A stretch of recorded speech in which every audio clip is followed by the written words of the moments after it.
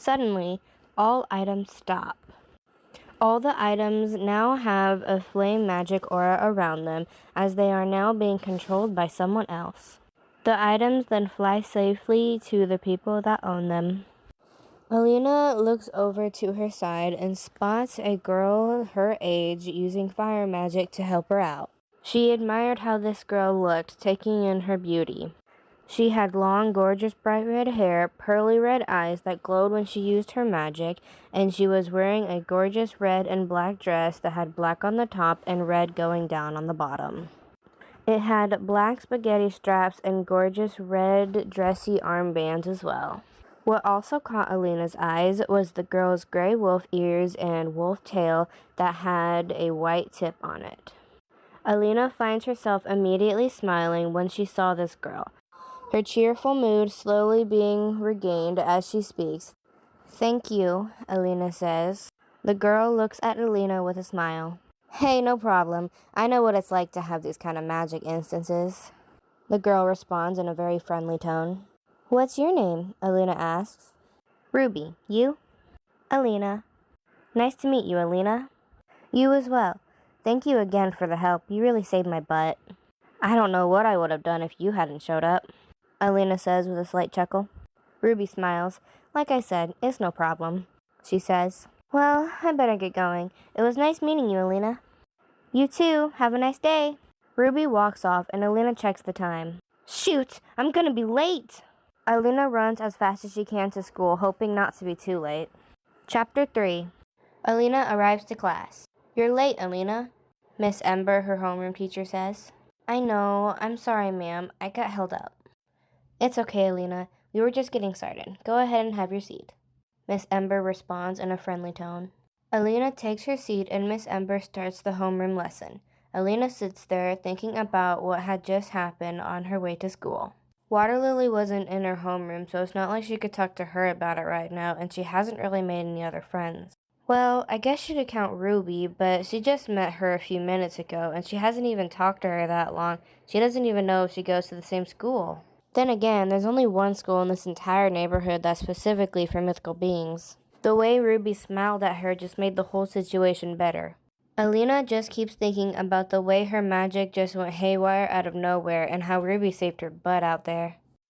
How can I do anything without worrying about my magic doing random stuff at random times? And how can I control it if I can't predict when something's gonna happen? Alina thinks to herself. Alina sighs silently.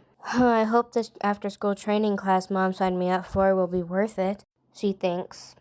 Alina goes through the rest of the day of school, and her brain has been shattered by all the information she had to take in. This school is way different than a normal human school, that's for sure. Alina only went through one full day, and she can already tell that at MBA, they still have classes like all other schools, and they still have science, math, history, English, etc., but it's not what you might think it is. Instead of science class with beakers and normal logic, it's science on magic, and there is no straight logic to magic whatsoever. Today, Alina had to learn about potberries, which is a type of fruit that explodes the insides of whoever eats them. It was clear to Alina to stay away from those things. In math class, she had to learn how to simplify Magix fractions, which are not like normal fractions, and to be honest, Alina has no clue what those even are. In social studies/history, Alina had to learn about the history of fairies and mermaids. When you say it out loud, it sounds amazing and like a fantasy dream, but it was more complicated than you would originally think. After school, Alina arrived at her after-school training class where she met Miss Emily, a really nice vampire lady.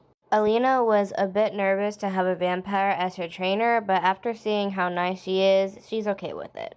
"Okay, everyone, let's get started.